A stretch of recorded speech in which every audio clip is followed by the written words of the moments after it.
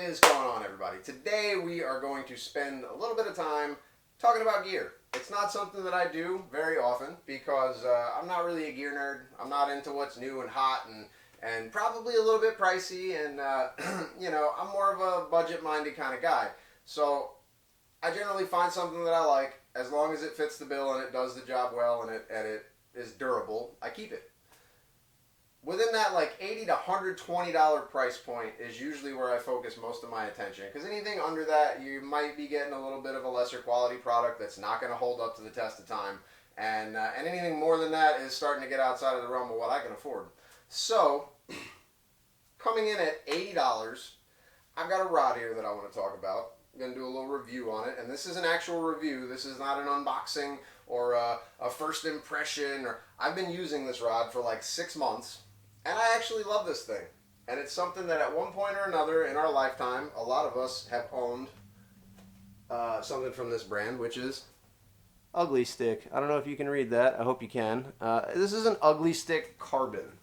So this is the new line from Ugly Stik that's come out recently that nobody's really talking about, which is to be expected because it's an Ugly Stik, right? It's not a crazy high-end brand that most people know. You know, it's like a household name, like a Shimano or a Luz or something like that, right? This is a household name, but not for that reason. So this thing's really awesome for $80. It's like $79.95. It has a really good fit and finish. It looks good. It's super light. It's 100% 24-ton graphite blank. It's really sensitive. It's got a nice sensitive tip. This is a 7-foot medium heavy fast. I use this for worming predominantly. I've thrown some moving baits and stuff like that on it, but I like a little bit of a stouter rod generally if I'm throwing a spinnerbait, chatterbait, swim jig, something like that. I use this with a 6-3-to-1 you know, bait caster, obviously, with 20-pound braid typically. If the water's really clear and I need a leader, I tie on a fluoro leader, you know, 15, 17-pound leader or something like that. But typically I'm running 20 pounds straight braid on this. This thing's got enough backbone to not only set a good size stout hook, a 4/0 heavy duty hook, but it also can horse fish out of hydrilla. This is Florida. That's where I'm fishing predominantly. I'm throwing a worm out there, letting it sink down into the grass, and then ripping them up out of it. So for $80, this thing has been nothing but impressive to me, honestly.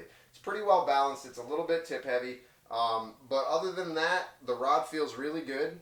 It's got, like I said, a great feeling grip. I really like this style grip. And all the components seem to be really high quality. EVA, or not EVA, but this rubberized grip, again, feels good even when it gets wet.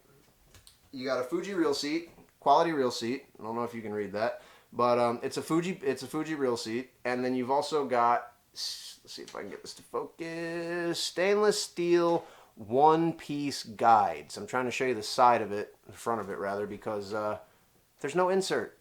That's what I like about these. There's absolutely no insert to pop out. There's no nonsense of, oh, I need to replace a guide or I need to replace a tip because the stupid little plastic, ceramic, whatever insert it is has now popped out of it and it's going to fray my line and I'm going to lose a big fish and cry.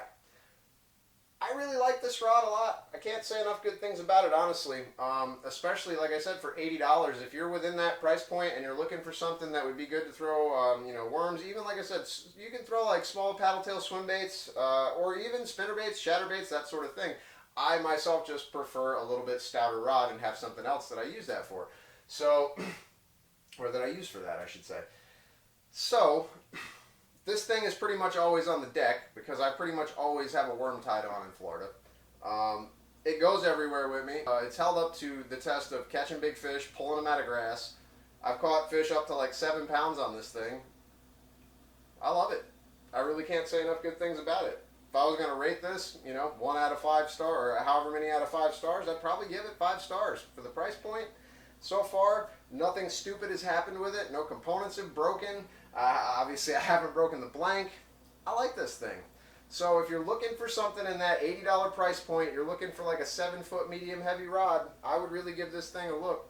I think you can pick them up at Walmart. Don't quote me, but I think you can pick them up at Walmart even a little bit cheaper than that. I think you can pick them up for like 65 bucks at Walmart if I'm not mistaken. I might be wrong about that, so don't quote me. But $80, great quality rod. Again, this is the 7-foot medium heavy Ugly Stik Carbon. Shocker. Alright, so if you found this video useful, if you found any of the information helpful or anything like that, please don't hesitate. Click that like button down there. Hit the subscribe button. Hit the bell. Get notifications. I'm going to be doing some more of these review videos coming up. I've got a couple more lined up to do for rods, for reels, and then I'm also going to be doing one that's going to be a little bit off kilter from what you're typically used to seeing on my channel. So I really appreciate you sticking with me this long. Thank you so much for watching.